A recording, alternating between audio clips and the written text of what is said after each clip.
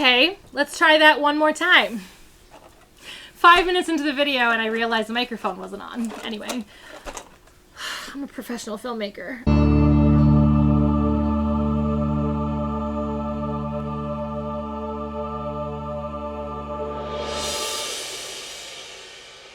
Hey guys, and welcome back to my channel. I am Britt, and if you haven't subscribed yet, you probably should, because I do normally talk about geeky things, but sometimes I do other things.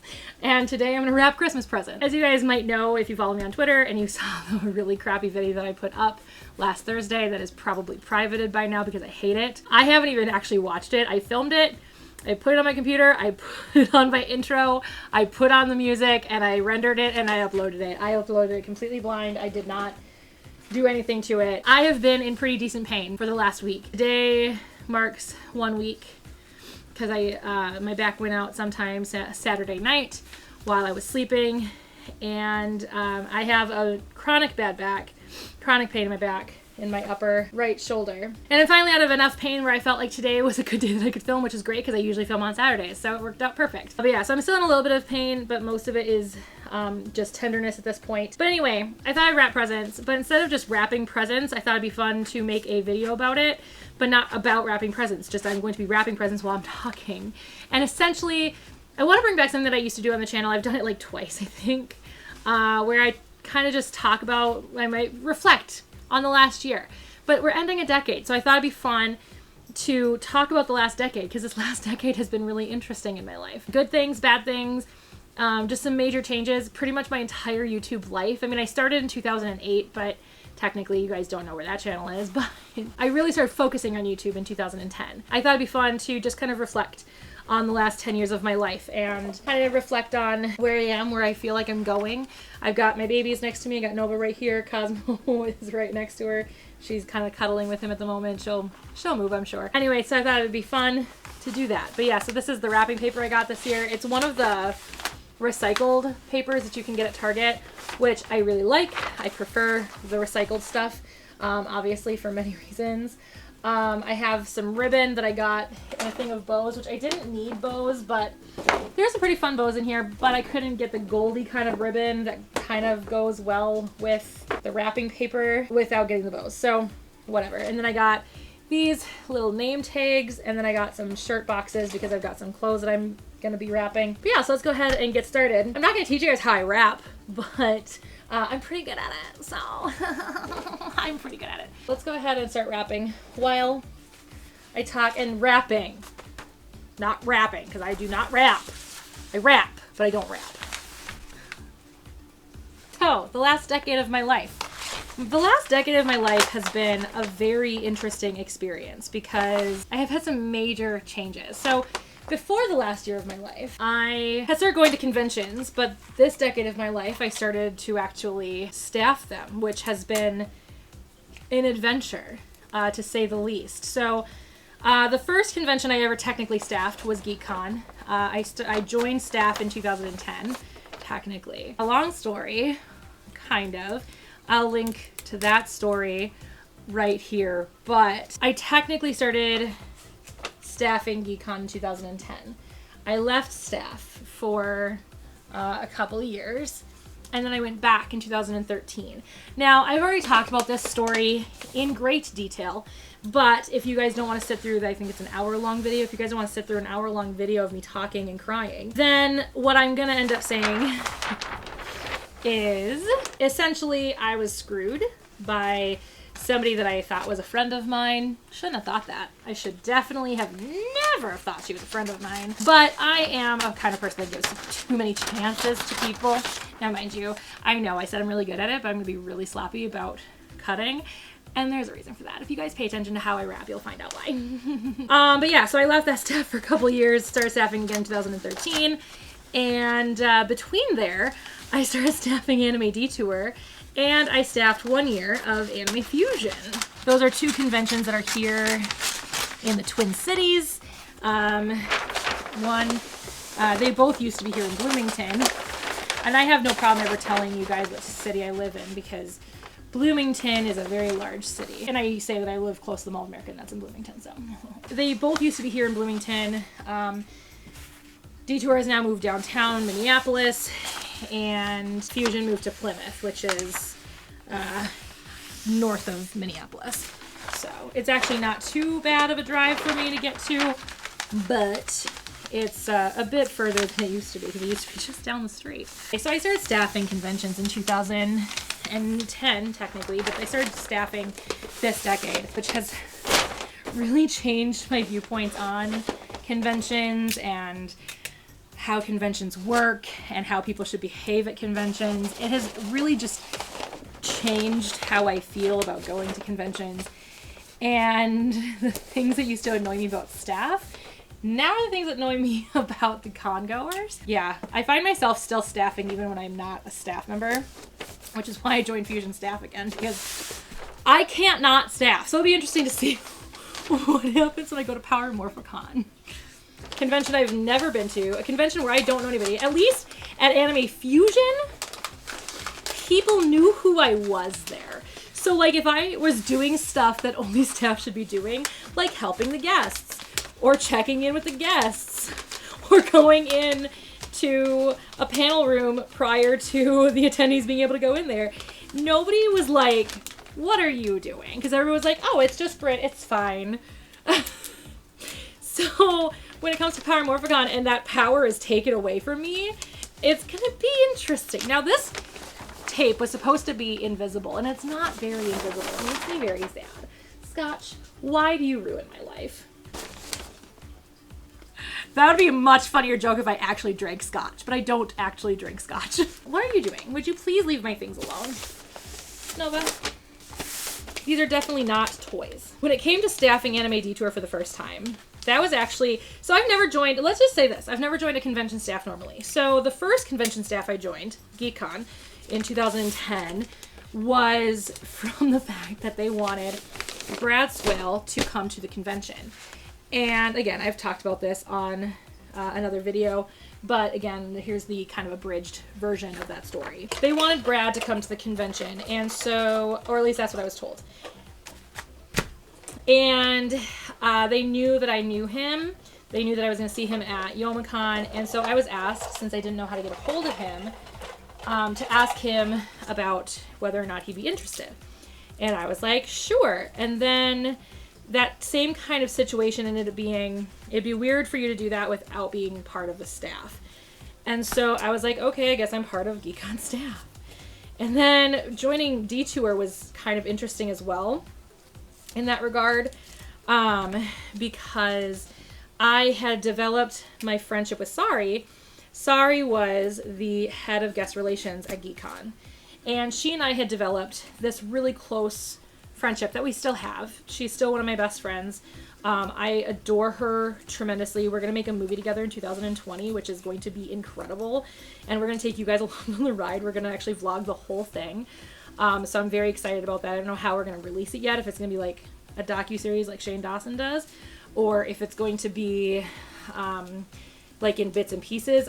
So it depends on how we want to release it, how we want to release the vlog portion of it will determine how much we give away, because obviously we don't want to give away the story if we're going to release it, you know, piece by piece. Anyway, so I developed this friendship with my friend Sari, and Sari was staff at Anime Detour as well, and I cut this a little too short, but that's all right. I will make it work. So Sari was also staff at Anime Detour. And I was kind of getting bored of Anime Detour, and only just because the guest relations head that used to be the guest relations head, he had trouble inviting people that were not his best friends and inviting different people to the convention. He also had trouble paying appearance fees. If you guys are not familiar with conventions, the guests are usually paid what are called appearance fees. And he had trouble paying those, so he had trouble getting like decent guests. Are these not curlers? Really? These, okay, there we go. I was like, are these not curlers? Because that would be really annoying. But yeah, and so I was getting bored of Anime Detour because it got to a point where like it was just me hanging out with my friends. And while that's really cool and really important as well, and I wouldn't enjoy Detour if I didn't have my friends, at the same time, like I was not stimulated. As an actor, I just wasn't stimulated anymore, because part of the reason why I liked going to conventions, and still do, is because I enjoy I didn't bring a pen over here. Crap. I enjoy meeting other actors because, you know, acting, directing, all of that, entertainment industry stuff, it's about who you know and the connections that you make with people. And so it got to a point where it was just like, well, what am I doing here? Like, what the heck am I even doing? I just wasn't enjoying myself anymore at Anime Detour. And so I actually just ended up spending a ton of time with Sari in the staff room, in the video staff room. And I developed friendships in the video staff and things like that. And so I got to a point where I was just like, you know what? I want to just hang out here. And so Sari started making me do her job for her. Sorry, we're gonna grab my Disney store bag. Because, you know, we're a Disney store. Where is that? There we go. We're a Disney store family. And so I spent 2 years actually like unofficially volunteering for staff. So I volunteered without the perks because Detour gives great perks for volunteering. At one point, the former head, he's not the head anymore, the head of the video department came up to me and he was like, you know, next year you should just get a staff badge. And I was like, yeah, I should. So then the way I rejoined, no. So back up. So then the way that I joined Fusion staff that one year was Sari texting me and saying, hey, guess who's on, would you like a guest relations experience that doesn't involve, and then the person that screwed me over. And I was like, absolutely, sign me up. And she was like, okay, cool. And then we basically put together an entire guest relations department in a month, which was insane. Like, it was quite literally, cool, you want to be on my staff? Yes? Okay, great. Text Kyle, we need guests. And so here I am texting back and forth with Kyle on my lunch break at work. And like, hey, do you want to go to a convention? He's like, when did you join a staff? And I was like, literally just minutes ago. That was a fun experience. And it was, like, that year was really fun. It was the first year that I felt, like, important, because it was actually the first staff that I actually was on, was Fusion. That I was actually at a convention for. And so, like, I got to wear the headset and all this stuff because Sari had to go back home and get stuff because they were forcing her to stay on site and all this stuff. But yeah, anyway. So there's that. So I have spent the last 20 minutes just talking about conventions. We have a lot more to talk about if we're going to talk about the whole, like, 10 years. And my battery's about to die. So I'm going to take a break and we're going to come back and I'm going to talk about not conventions. So let's finish up the convention thing. So yeah, so then there was that one. So then rejoining GeekCon staff was her texting with Sari texting me saying, hey, guess who left GeekCon staff? And I said, hey, guess who's back on GeekCon staff? But yeah, so then of course, you guys know the story at this point if you guys watched that video. GeekCon just really screwed the heck out of me and my entire, like, guest relations staff. I just recently got screwed over by Detour too. I'm not going to say, like, about what. I'm still debating whether or not I want to go back to Detour at this point. I don't know. I don't know how I feel about Detour right now. I feel like I shouldn't want to go back, but, like, I still have all these friends, but they're all going to be at Fusion, and now I'm on Fusion staff again. That one was pretty normal. That one I approached the head of guest relations. I was like, hey, can I join your staff? And she's like, yeah. So I was like, okay, cool. So that one was actually pretty normal. That's the first time I've ever joined a staff normally. But yeah, so that was fun. But yeah, so those are my convention staffing stories. So let's hope the rest of these stories don't take 20 minutes because I don't want this video to be like 6 hours long. Anyway, let's take that break once I get this tape down, and then we'll pick up right where we left off, okay? Okay, we're back at it. So we talked for 20 minutes about conventions. So let's talk about something else. So let's talk about YouTube, because like I said at the beginning of this video, this is the loudest wrapping paper. Like I said at the beginning of this video, YouTube really became a focus for me in this decade. So, like I said, I started actually doing YouTube technically I started doing YouTube in like 2007, maybe it was 2006, I don't know. I started doing AMVs at one point. Fun fact, I actually thought about starting doing them again just for fun. I mean, not that they were never just for fun, but like I actually used to upload them. But because copyright is a thing that I understand now, I wouldn't really upload them anymore. Maybe like unlistedly or something. I don't know. But I discovered a lot of music that I love now from that. So I don't know. But why am I doing it like that? I need to be doing it like this. Anyway, I almost just made a very big mistake. And I got overwhelmed by like how much work AMVs used to be. Because I was thinking, because there are so many songs I would love to do Power Ranger music videos to. I was like, and I can just like take the clips off of Netflix, whatever, and just be creative and stuff. And then I was like, but that's a lot of work. So I've gotten to a point now where like just the idea of doing AMV, I'm like, that seems to be way too much work for me to even like consider doing anymore. Which makes me sad because I used to really enjoy doing them. But anyway, so I started doing those in like 2006 or 7, something like that. But I started doing like videos like this where I just talk randomly at a camera for hours. And I started doing that in 2008. This is really turning out to look like crap. Anyway, started doing that in 2008 when one of my best friends from high school wanted to create a YouTube channel together because he lives in Arizona and I live in the snowy tundra of Minnesota. And we have been like really good friends. We met on fanfiction.net of all places. There, maybe he'll think it's a drum. But he wanted to do that YouTube channel because we were like best friends and we were so far away from each other. And I think he just wanted to feel a little bit closer. And so we created the channel and, or he created the channel and then sent me a video and be like, and the first,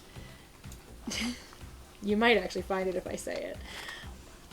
But the first video on the channel asking if I wanted to do this video channel thing.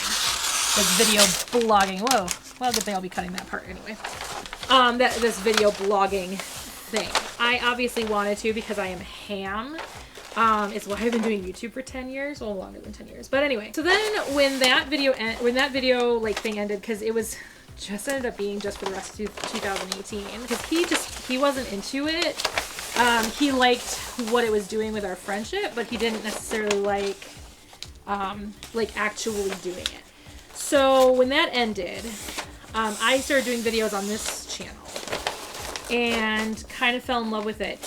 And originally this channel was supposed to be me doing like skits. So if you go back and you watch some of my really old videos, you will see my old apartment first and foremost in St. Cloud. My second apartment specifically. I did make videos on this channel in my first apartment, but those were deleted very quickly, like even just back when I first created them, because I just didn't like them. But anyway, this channel was more or less really me trying to be a creative, and so a lot of them were skit in nature, or me putting on this weird persona that in essence is me. It's kind of the same persona I sort of put on right now. It in essence is me, just a little less hateful of my own life. You know, when you have crippling depression, it really kind of was originally meant to be just a creative outlet for myself. And I was like, hey, this is a place where I can like do web series and things like that. That was actually where my first hate came from, was because I was so frustrated when I finally like read the copyright information with YouTube and it was like, you're not a YouTube partner, YouTube owns your copyright. And I was like, I don't like that at all. Like, I don't like the idea of YouTube owning my copyright. Like, I want to make creative things and I want to be able to own them. And that was where my first hate started to come from, because people were like, yeah, but you're freely putting this stuff on another company's website, blah, blah, blah, blah, blah. Anyway, so 2010. So, there was this person that used to make YouTube videos, and I would say we became sort of YouTube friends, kind of. We watched each other's videos, essentially. We never really talked much outside of that, but we watched each other's videos. So we were YouTube friends. Anyway, her name was Crystal. She doesn't make YouTube videos anymore, but she used to. And she was making videos every single day. And they were just her with her webcam, just hanging out and talking about random things in her life. And I was like, this is kind of an interesting idea. This is kind of cool. And so at one point during 2009, end of 2009, I decided I wanted to make a video every single day for 2010 just to say that I did it. And so that is where my channel really was born. If I had to put like a birth date on my channel, I would have to, there is not much ribbon. Okay. So you know what? Graham would probably prefer the red anyway. How does the red look? Red looks okay. I mean, it's a very different red, but you know, we're just, you know, Graham will be fine with that. Graham's not gonna care. But if I had to pick a birth date for my channel, I would say it was January 1st of 2010. And the reason I say that is because that is when I started vlogging every single day or making a video every single day. And at first it was on my dad's webcam. And it was interesting because my dad had no idea that that's what I was doing. My dad had no idea that I was making YouTube videos on his webcam. And I don't think he would have minded, but I think he would have minded that I was on his computer without his permission. But I had just moved down here. Like I had just moved down here. I moved down here in July, end of July. Yeah, end of July of 2009. So I had just moved down here, like less than 6 months before that. And I was very depressed because I wasn't finding a job. And I also had this thing about like I wanted to start actually like acting full time. So I was doing theater and I just wasn't getting the roles like I was hoping I would get. I would really love this really big red bow.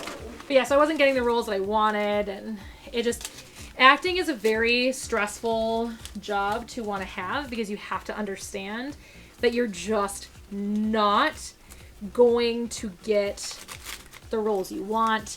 You are going to hear no a lot more often than you're going to hear yes. And I don't know. It wasn't like I wasn't prepared for that because I've been acting. Like my whole life I've been acting. But kind of my whole life. I'm trying to decide which side is best looking. This side, I guess.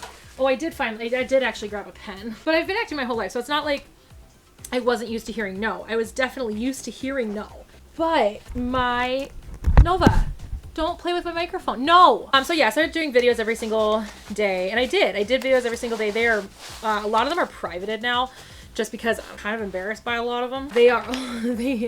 They are all still on my channel. Did I delete any of them? No, I didn't delete any of them. One actually went private before the year was even up, because that one actually, ended up going viral.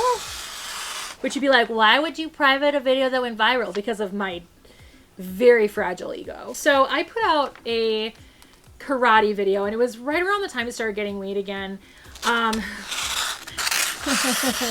It eventually became 100 pounds, which right now I'm 100 pounds heavier than I was when I first started YouTube. So I started gaining weight around that time, and it ended up on like 4chan, I think it was, on like their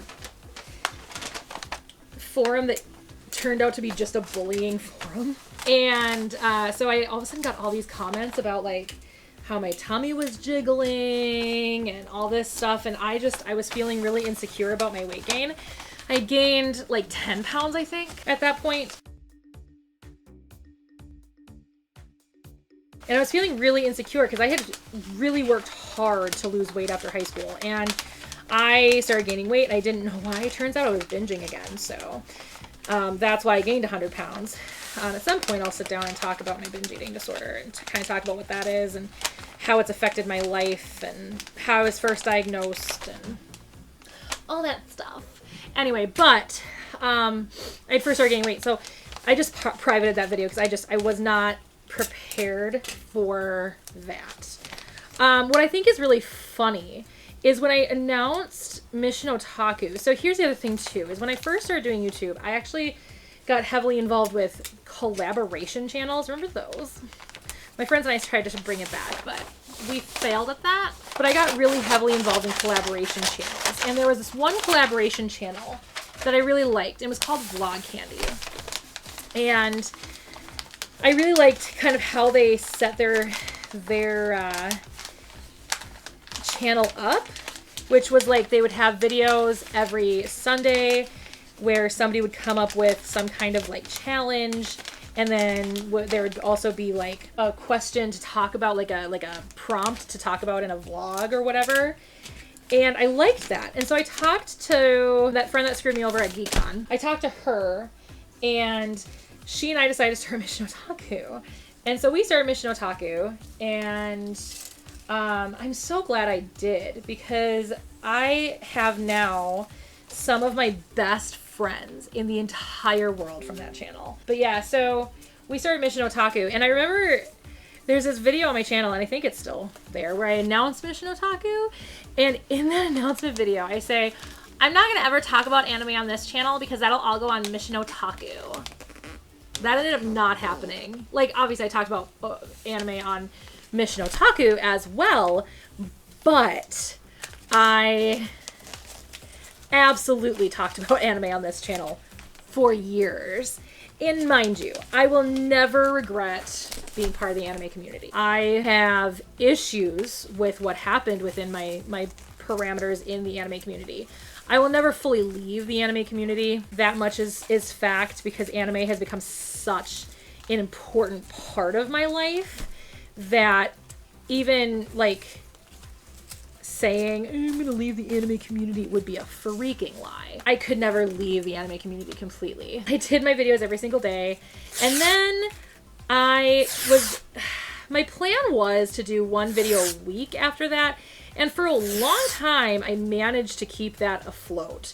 But depression, and I have bouts of depression that make it like that I just can't function, and it takes a lot for me to function a lot of times when I have my depression issues.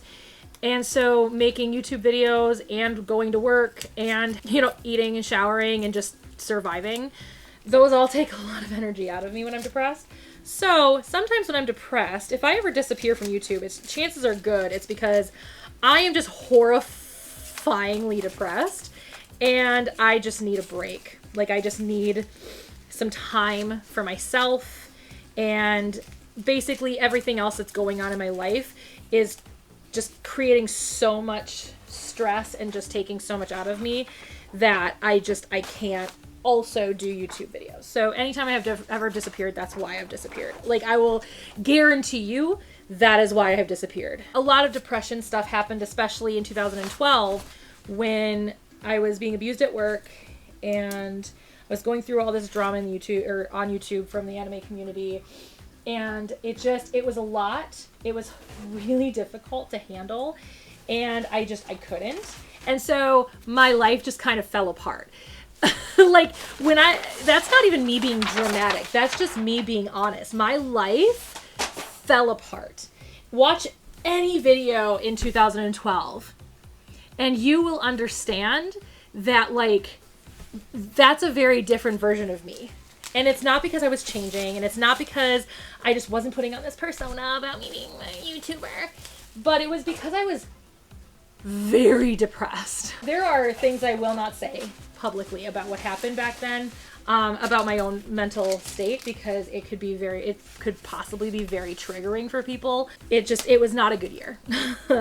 So things really kind of took a weird turn in 2012, and I kind of got into this habit of just uploading videos whenever I felt like it. And not that that's a problem. Absolutely not. That is not a problem in any way, shape, or form. But I really missed doing this every week like I used to. I actually kind of missed doing it every day, which is why I wanted to do it every weekday for a little while. That blew up quite a bit in my face. Just because the whole partnership thing was taken away from me, and then my finances were like atrocious, which is why I needed to finally break down and get a full-time job again, which is why I went back to school. So that's the other thing, is I went back to school in the 2010s. I took a 10-year break from school to do that. But yeah, so YouTube, like I said, I have met some of my favorite human beings on this website, and I could not be more thankful for those people in my life. My YouTube friends, you guys know who you are. even the ones that are no longer in my life as much or at all because they've left YouTube or whatever, you know, I genuinely miss the community we once had. Genuinely miss that community. That community was so great. I'm just sad it became so toxic because it became so competitive, and it just changed into like this, you know, people thought I was being an elitist because I wanted to buy things legally and refused to watch things illegally. People were thinking I was being an elitist, which, I mean, I'm not.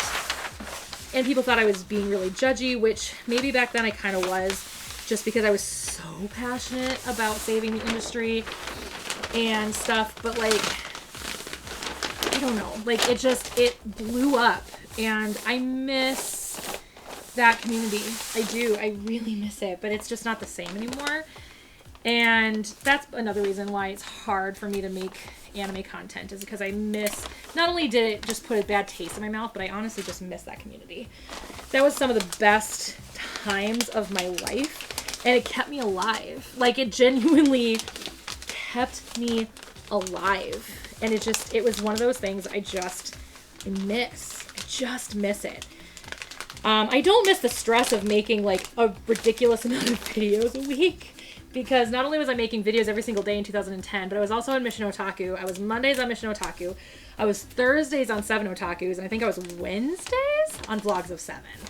Plus, Dylan and I started something new, Otaku, which I actually had to figure out how to log back into that account recently. That was weird. Because a former member messaged me, and she was like, hey, she emailed me, and she was like, hey, is it possible that you could take down all the videos that I'm a part of on that channel? And I was like, yeah, if I can figure out how to log back into it. But yeah, so I don't know. It's an interesting experience, that life. Yeah, so that's my YouTube story. My camera is gonna die again. It's been another 20 minutes, and I talked pretty much about nothing but YouTube. So this is gonna be a really long video, but that's okay. Hopefully you guys are enjoying it. Hopefully you guys are still watching it. YouTube has been such an interesting part of my life because it's been such a good creative outlet. I've changed a lot, so it's fun to look back, because like I was like, what, 90 pounds lighter. I was blonde. I was in my early 20s. You know, just, I've changed so much. My content has changed so much. My desire of the kind of content I want to make has changed so much. I don't even, like, I think about who I was in 2010. And I was somebody who was struggling with an eating disorder that kind of is an evolution of 2. I was this person who really liked anime and just wanted to connect with other people who liked anime. And then I did, and it was amazing. And then it kind of became a sour thing. And then I tried other communities. I tried the Doctor Who community. I tried other parts of the anime community. And now I've settled into the Power Ranger community, and I love it. And we're back again. So time has passed, and I had to charge again, and Cosmo's no longer sitting next to me, so he's right there now. It's so warm and inviting, friendly, accepting of other opinions in the anime community. Unfortunately, cannot say the same thing. It's unfortunate, but it's just an honest truth. And I mean, not everybody in the anime community is like that, but it did leave a sour taste in my mouth. So yeah, so YouTube has changed my life in tremendous ways over the years. I mean, I became a YouTube partner in this decade, and then I lost the partnership in this decade. One of the things that has happened in this decade as well has been the losses I have had just in my everyday life. I've lost a few people. I have also gained people in my life in this decade, but one of which was somebody I gained in this life and lost in this, gained in this decade and lost in this decade at the same time. And that is my friend Gabe. So as you guys know, I am a big Gundam fan. One of the people in Gundam and I became friends via Twitter, and we even hung out together in Vancouver. But he started following me in like 2011 when I started tweeting him because I was like watching Once Upon a Time and saw that he was in it, and I was just super excited. And somehow we became friends through that. He had been one of my mentors in acting, and I became one of his mentors doing YouTube, and I miss him. He passed away this last summer. My grandma passed away in 2017. That was a really hard death to deal with because she has always been my rock, and I miss her tremendously. There are just moments in my life where I just think, man, I wish I could talk to my grandma. You know, when I was little, I've really not opened up too much about my grandma's death. I've said that it happened. I've shown you guys her gravesite. I'm not super opened up about my grandma's death, but when I was little, I used to basically live at her house because she lived in the same town. She lived in Cross Lake, and that's where my karate school was at the time. So I basically grew up at her house and at her and Grandpa's house. And I didn't sleep in any of the guest bedrooms, like any of her kids' former bedrooms. I slept in her bedroom with her. She was my best friend. We had this saying, it's you and me against the world, but we can handle it. And when she passed away, I thought to myself, if it was her and I against the world, how can I handle it alone? And so far I've been doing an okay job. You know, matter of fact, she was cremated, and we didn't have like a real funeral or anything for her. We just did a kind of an impromptu thing at the funeral home, and it was kind of just us as a family sitting around together just telling stories. It was so much fun. We FaceTimed members of the family that couldn't be there, and it was just a good time. And then at the end of it, we all took a Sharpie and we wrote a message to Grandma on her urn, and I wrote, "It's you and me against the world, but we can handle it." And because even though she's no longer here, you know, physically, she's still here. Another loss that I had this decade was a family friend named Terry. He was not somebody I talked about much on this channel. And I'm sad about that. I'm sad that he was never on this channel. So the story about Terry is that he was the son. You know what? You can deal with not being on the couch. You are the one who moved. And now you're stuck. Sorry. But he was the son of this woman that used to attend my parents' church. And when my mom was still the secretary of that church, because she used to be the secretary there.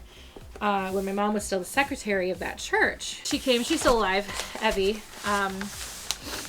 She actually doesn't live far from here right now. She has dementia, so she's a little different these days. But my mom and Evie became dear friends, and then through Evie met Terry. Ow! Just gave myself a cardboard cut. Ugh, this box is going to drive me bonkers. I'm gonna have to like tape it shut. Cardboard cuts are the worst. Anyway, so she met Terry through his mother, Evie, and Terry, especially after his mother ended up with Alzheimer's, or not Alzheimer's, she doesn't have Alzheimer's, she just has dementia. After she ended up with dementia, it was actually set on by this surgery that she had done, and apparently that can cause your brain to deteriorate when you're old. She's like in her 90s. And so my mom kind of started to take care of Terry. So Terry, are you happy now that you can come over here? Do you want to get back up on the couch? Would you like that? God, you are such a weird dog. My mom kind of started helping taking care of Terry because Terry was disabled. He had cerebral palsy. Really, that really took a toll on his body. He was on a walker. He was legally blind. That was not from his cerebral palsy. He was just legally blind. And he also had the mental capacity of, probably a 12-year-old. So he needed people to kind of help take care of him. He wasn't capable of taking care of himself. He lived by himself until the last couple months of his life. My mom finally convinced him to go into assisted living. Where did I put my scissors? Right here. My mom had finally convinced him to move into an assisted living facility. And I'm glad he ended up doing that because he passed away. Unexpectedly. He just went to sleep one night and didn't wake up the next morning. His heart just stopped. And nobody really knows why. We never investigated why. But that was a really shocking death. It was really hard on my mom. I gave the eulogy at his funeral, and it was just a very shocking experience. I remember I was at my church job. It was August of 2018, and I was at my church job. There's a little much unfolding. I was at my church job, and I got a call from my mom, and my mom never calls me at work. When I'm at work, she knows not to call me. She texts me if she needs to get a hold of me. So if she calls me, that means it's important. So I snuck away and I answered the phone call. And she had said, Terry passed away last night. And in my head, I was hearing Evie, because I was like, oh, well, yeah, I mean, it's not completely unexpected that Evie passed away. And then I realized that she had said Terry. And I was like, what? That doesn't make any sense. So that was a thing that happened. This decade. My last living grandparent was diagnosed with Alzheimer's. Even though she and I do not have the best relationship, though one of my aunts claims that I am her favorite grandchild, which is a bold-faced lie. She and I never really had a great relationship. I'm not going to talk about my family drama. But she and I just have never had a really great relationship. So I'm not super affected by that, but I keep checking on my dad to see how he's doing, because, he's facing losing his mother mentally and then losing his mother physically eventually. So, he's got a lot to think about in that time. Obviously, as you can tell, no love has been super lost with me. Again, we have not had the best of relationships. And I will not listen to, oh, you need to forgive her. She is your only grandmother left. She's only your only grandparent left. I'm sorry. No, toxic people do not need to be in your life, regardless of their blood relation to you whatsoever. So if that is something you are about to comment, don't bother. Because toxic people are toxic, and you do not need them to be in your life, regardless of your blood connection. What else happened this decade? Who else did I lose this decade? Well, I lost, Casey, the cat I grew up, one of the cats I grew up with. We had Casey since I was like 7. She was 22 when she passed when we put her down. That cat was not going to die on her own. Not that we wanted her to, but she was being real stubborn. She was super weak. I just uncurled it. She was real super weak her last 6 months, but we put her down when I worked at Yankee Candle. And I remember the day that we put her down, I was at work, and I handle depression. I handle stress very awkwardly. Have you ever seen Friends? I definitely become Chandler in uncomfortable situations. So I kept making jokes about putting my cat down that day, making everybody in my life ridiculously uncomfortable. But it's the way that I handle grief in a lot of situations, is I make really uncomfortable jokes. And then I lost Corvette, which was another tough one. Corvette has been kind of my safe haven. No, you don't eat human food. Why do you even try? Hey! Where are your manners? I expect that I don't want to expect it out of Nova, but I expect it out of Nova, not you. Anyway. But yeah, Corvette's death was really tough, which is why I got Nova when I did. I didn't intend to get a cat this quickly. Hey! Not you now too. Come on. Leave my food alone, please. I did not expect to get a cat this quickly in my life after Corvette passed, but my mental health took a huge dip. And there was one day where my mom just kind of looked at me. Sorry, I'm trying to get my tape that fell on the floor. There was this one day where my mom just kind of looked at me and she was like, you need to get another cat. And I was like, yes, I do. Yeah, losing Corvette was really tough. And for months after she passed away, I would just randomly cry, and I would be asked, why are you crying? I would say, because I killed my cat. And people would be like, no, you did not kill your cat. You put her down. And I was like, yeah, but I made the decision. I told the vet to kill my cat. And that just was a really difficult decision for me. So, didn't like it. But it was what was best for her. Life just got to be too hard for her. So, it's sometimes the kindest thing you can do to, or not to, but for your pet, is to make the decision for them that it's okay for them to go. And it may be a really hard decision, and you may feel immense guilt afterwards, but at the end of the day, you have to remember that it is the best decision that you can make for your pet at the time. So there you go.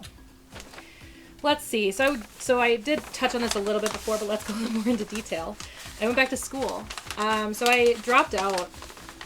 It wasn't an intended dropout necessarily. It was meant to be just a break, to kind of reassess and figure out what I wanted out of my life. Not that I didn't know what I wanted out of my life. I wanted to be a filmmaker, and I still do, and I did back then. And the direction of my life has changed a little bit, you know, in where I want to be in the film industry, but, you know, the fact that I want to be a creative has never changed. I've wanted to be a creative since I was like an infant. But yeah, I went back to school. I just had this epiphany one day. Matter of fact, I'd had kind of a panic attack at my aunt's house. My mom's sister, Debbie, had a panic attack at her house once because Debbie was talking to me about how I should think about going back to school. And she was like, you should go back to school for IT. And I was like, I don't want to work in IT. She's like, but you can make a ton of money. And I'm like, but I don't want to hate my life, and I have no interest in IT.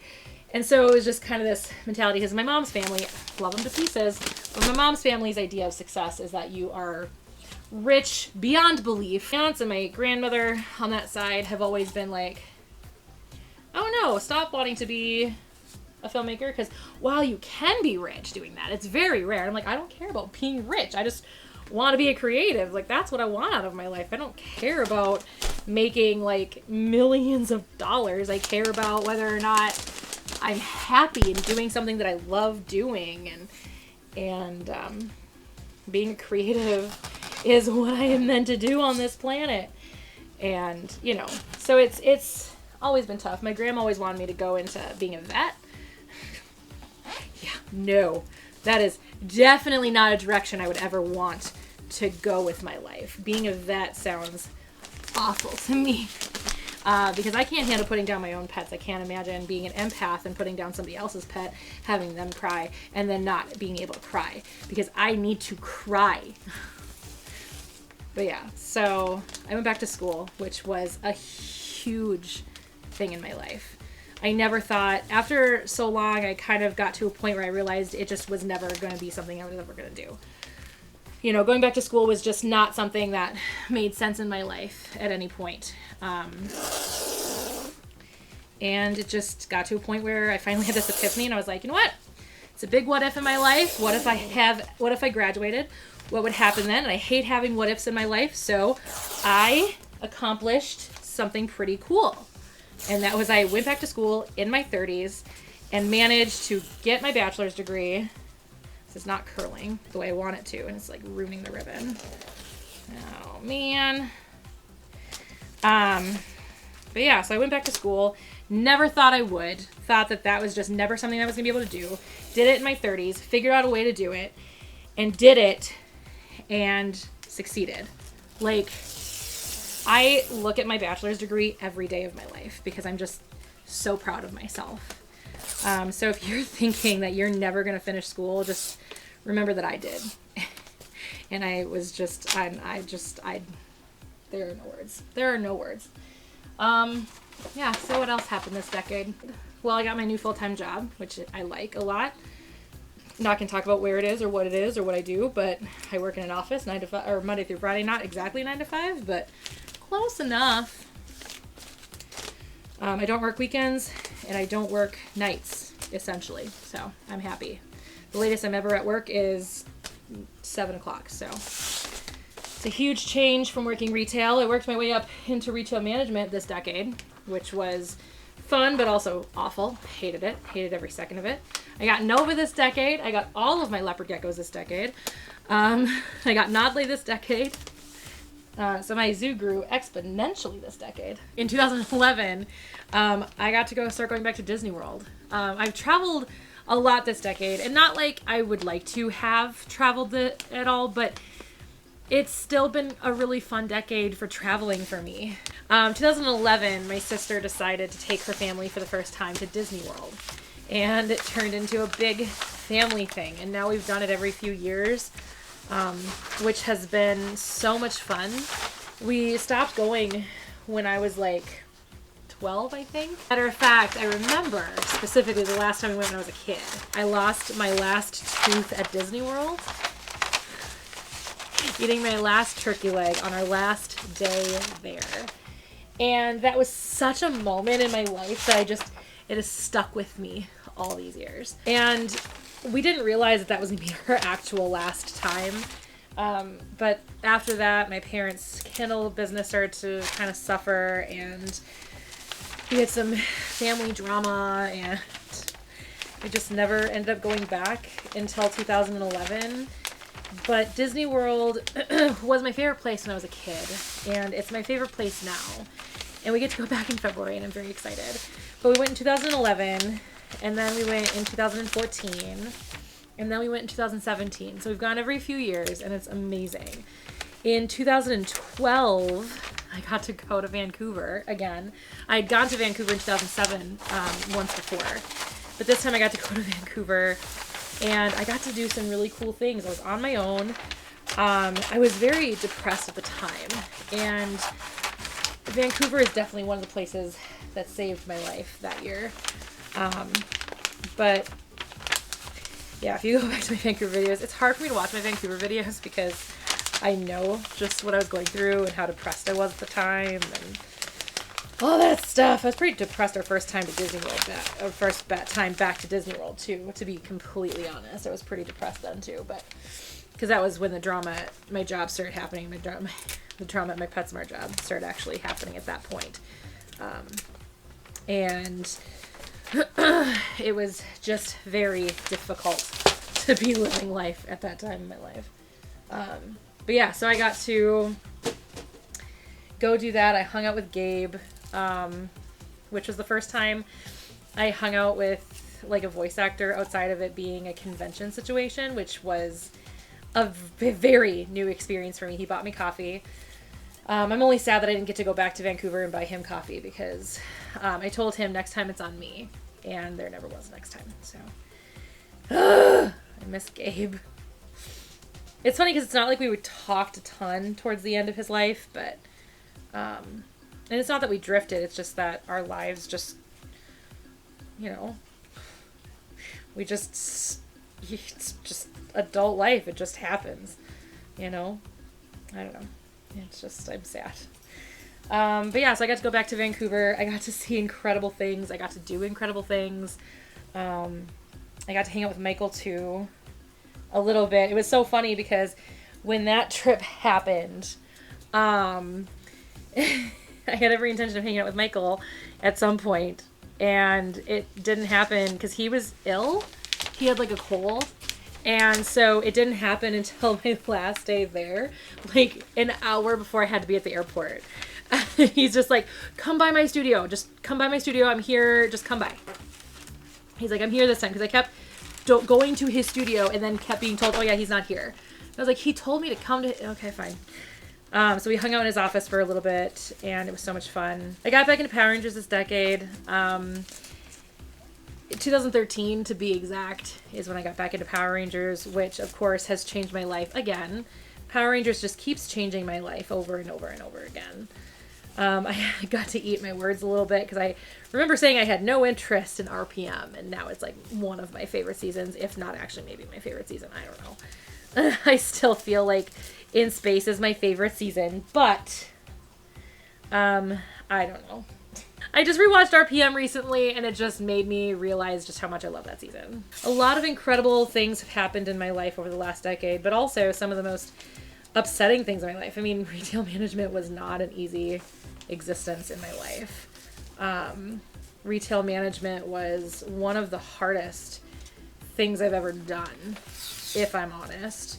There's a lot of politics, oddly enough, that goes into retail management, and I never would have guessed that. Oops, well, broke that one. Anyway, so that, was tough because I had some really weird moments in retail. I had a manager that was out to get me at PetSmart. I had another manager that was out to get me at Yankee. I worked for a couple sociopaths. Not that that's a bad thing.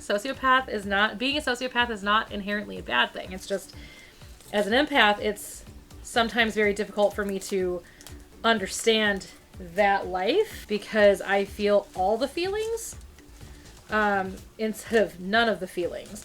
So it's genuinely difficult for me as an empath to get it, I guess, is the best way I can explain it. But anyway, so there was that one. I had managers that were sleeping with associates. My regional manager at Petco made me cry 2 weeks after I started. That was fun. There's not really much of a story there. He just was a jerk. But yeah, so, whatever. I had a lot of really weird experiences in retail. Especially retail management. Retail management was the weirdest. Something else I just thought about and I just lost it.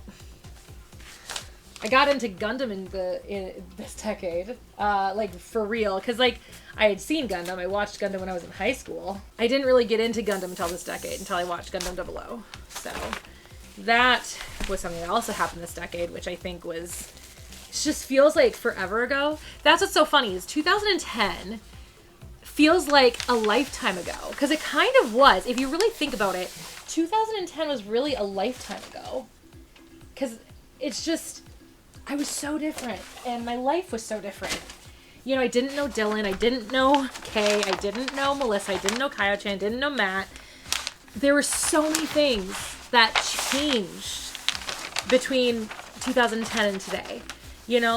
Just some people like Kelly. I didn't have Kelly in my life until mid-2010s. She and I met when I worked at Yankee in 2014. And so my entire Wednesday night crew, Custer, Sarah, Leah, all these people are people that I didn't know in 2009. It's just really weird. It's like my entire life is completely different. All of my friends. I mean, in 2009, I didn't have a friend group. I really didn't. I didn't have a lot of friends. I had friends, but all of them far away. Nikki lived in Fargo. Shayna lived in Bemidji. Christina, who apparently I'm not friends with anymore, she still lives in the Brainerd Lakes area. But all these things, it's just all of my friends live so far away. And when I was here, I was so lonely because I just didn't have any friends here. The closest friend I had here was Jess. And she and I would get together periodically, but for the most part, she and I started drifting, and we drifted apart a lot. She was my college roommate that I didn't hate, and she's been in a few of my videos unexpectedly. But, Sarah, same thing, Sarah Bull. She lived up in Bemidji, and at one point in 2010, she lived in California. So, my friends that I had all lived so far away from me. And it was just it feels so different now. Granted, my YouTube friends obviously live far away. They live states away, for crying out loud. Melissa and Kyo-chan are in New York, and Kay is in Texas, and Dylan's in Oregon now. Matt's in Utah. So, I mean, it's like, so, I mean, my YouTube friends still live far away. But, like, you know, never in my wildest dreams did I think I would meet a bunch of people on YouTube that would become some of my best friends, some of my favorite people on the face of this planet. And I would meet them at conventions and hang out with them. I mean, I got to hang out with Dylan and Melissa and Kaio-chan at YomaCon. Melissa came here to come to Detour with me this last year. Dylan came a few years ago. You know, I mean, it's just, it's so much fun to think that I've got such incredible friendships now. And again, like my Wednesday night crew. I mean, granted, we don't get together as much as we used to, but we're still like close. We still care so much about each other. We celebrate each other's successes. The reason why we don't get together anymore is because they're all chasing their dreams now. I am so happy for all of them, even though I miss them tremendously because, like I said, we don't hang out very often anymore, and it's just very sad. It makes me very, very sad. Because we used to hang out like every Wednesday, which is why I call them my Wednesday night crew. We used to, like when I first started hanging out with them, it was, we would go to this place, can't even remember what it's called, or Legends, a bar in Minneapolis called Legends. And they had, or I'm sure they still do, trivia night every Wednesday. And we would go there for trivia night. And we had so much fun doing that. And then something changed about that trivia night. I think the guy that ran it left, and then some new guy ran it, and they didn't like the way that he was running it. So then we started having game nights. First, just always at Leah's, and then it kind of started spreading to different places. And it was sometimes here, sometimes it was at Kelly's, you know, sometimes it was at Brooks. It's just so much fun to see my friends flourishing. And yes, I miss them, but they're all doing great things with their lives. And not that I'm not doing great things with my life. I have this, like I said, this new full-time job that I enjoy of making friends there, which is so much fun.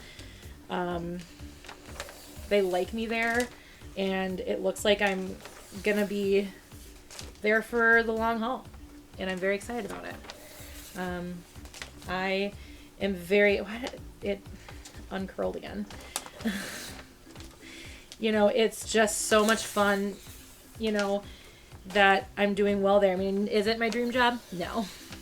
Is it a good bill-paying job while I wait for my dream job to happen? Absolutely.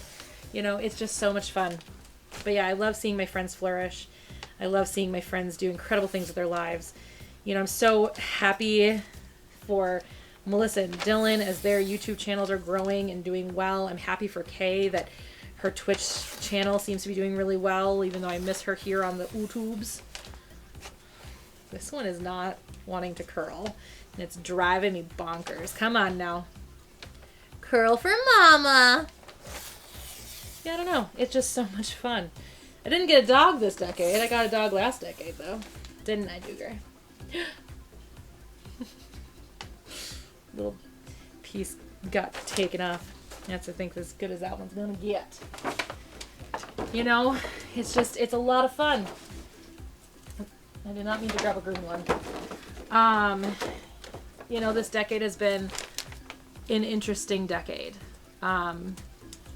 Things have just changed in my life, and changed for the better, sometimes changed for the worse. Like I said, I miss my grandma tremendously, like beyond measure. There are days when I wake up and I just, like, I want to call my grandma, and I can't because she's not here anymore. And, you know, when I went back to school, I knew that she'd be so proud of me. And that's not why I went back to school, mind you. I didn't go back to school to make my grandma proud of me, but when I tried going back to school, I did try going back to school when I worked at Caribou, to 2013, 2014, somewhere around there. It ended up being a real big failure.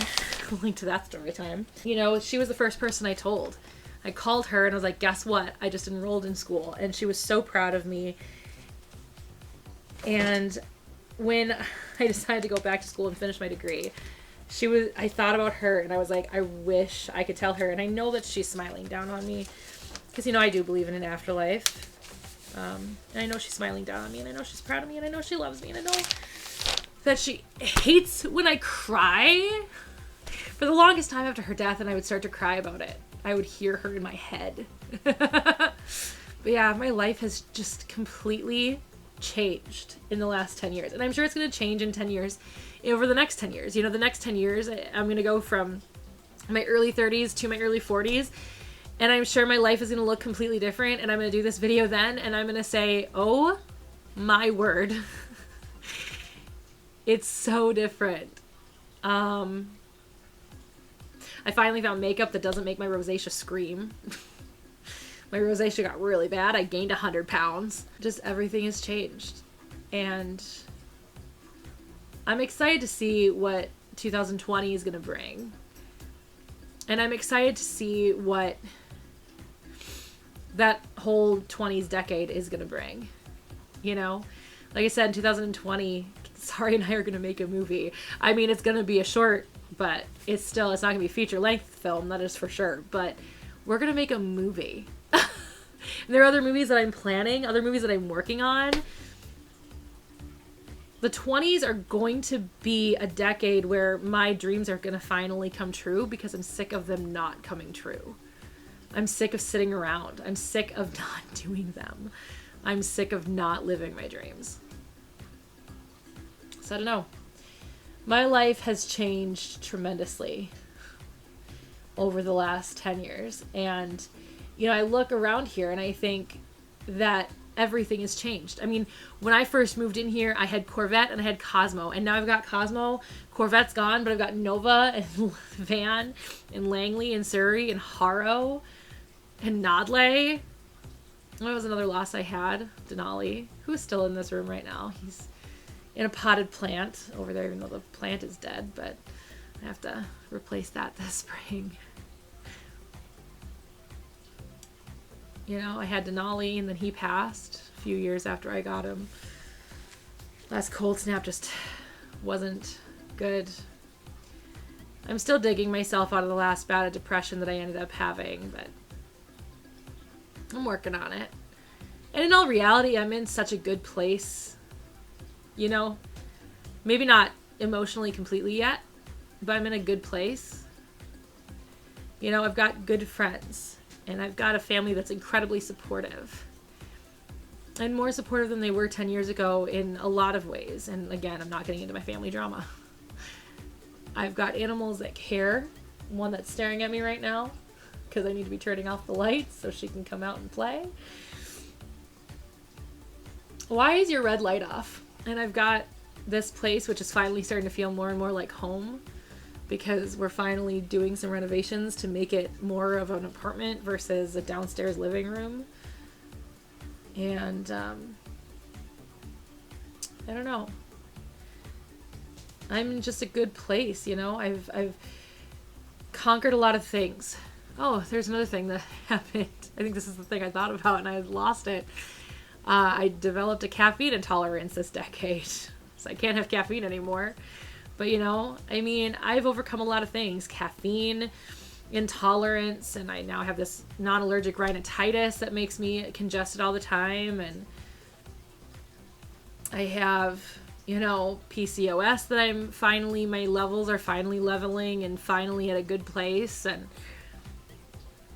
depression and anxiety that I'm working on, an eating disorder that I am some days overcoming and other days I'm not. But I am now almost 2 years binge free.